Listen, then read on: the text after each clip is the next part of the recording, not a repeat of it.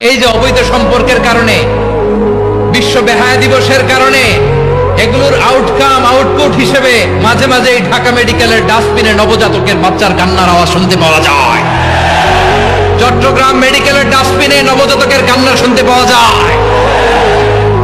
বীর চট্টলার মুসলমানেরা বুঝতে পারলে আওয়াজ করে বলেন, এই যে চট্টগ্রাম মেডিকেলে যে নবজাতকটা পাওয়া গেল, ওর বাবাকে আমাকে বলেন, ওর বাবাকে, ওর মাকে, ও কোন ফ্যামিলির সন্তান কেউ জানে?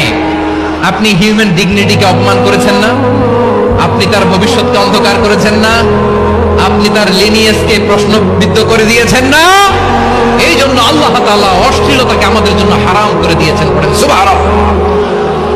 গর্ভ যে কত দামি আপনি জানেন না। আপনার এই গর্ভ থেকে জন্মাবে আগামী সালাহুদ্দিন আল আইয়ুবী। আপনার গর্ভ থেকেই জন্মাবে ইমাম আল মাহদি আল মুনতাদা। আপনার পেট থেকে জন্মাবে আবু সাইদের মতো বীর সৈনিক। আপনার পেট থেকে জন্মাবে মুগ্ধের মতো বীর মুজাহিদ। আপনি জানেন না কে আসবে আপনার পেট থেকে। সময়টাকে কাজে লাগান, ইসলামকে বোঝেন, মানেন, আমাদের ইসলামিক লেকচারগুলো শোনেন, আমরা যে বার্তাগুলো, ইনস্ট্রাকশনগুলো, দিক নির্দেশনাগুলো আপনাদের খেদমতে রাখি, এগুলো মেনে চলুন। আপনিই পারেন আপনার ঘরটাকে জান্নাতের টুকরা বানাতে।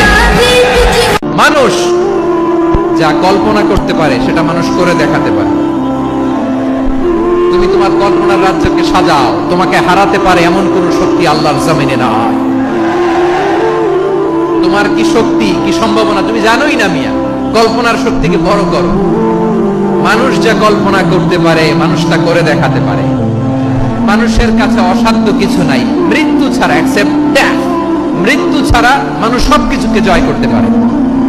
মৃত্যু ছাড়া যে কোনো অসাধ্যকে সাধন করার ক্ষমতা মানুষকে দিয়ে দিয়েছে কে? হারার জন্য তোমার জন্মই হয় নাই, তোমার জন্ম হয়েছে জিতার জন্য, বিজয়ের জন্য তোমার জন্ম। মানুষের শুরুটাই হয় বিজয় দিয়ে। যশোর আওয়াজ করে বলো, মানুষের শুরু হয় কি দিয়ে? আমাকে আলোচনা করতে দেয় নাই ওখানে। তা আমি পুলিশের আইজিপি আর ডিআইজি দিয়ে ফোন দিলাম আপনাদের লাকসামের এই যে থানার ওসিকে। ওসি বলে, স্যার আমাদের হাতেও নাই, এটা একেবারে উপর থেকে নিষেধ। তো এরকম ঘটনা কি লক্ষ্মীপুরে ঘটে? এরা দেশে অন্যায় জুলুম অত্যাচার বন্ধ করতে পারে না, এরা তাফসীর মাহফিল বন্ধ করে দেয়।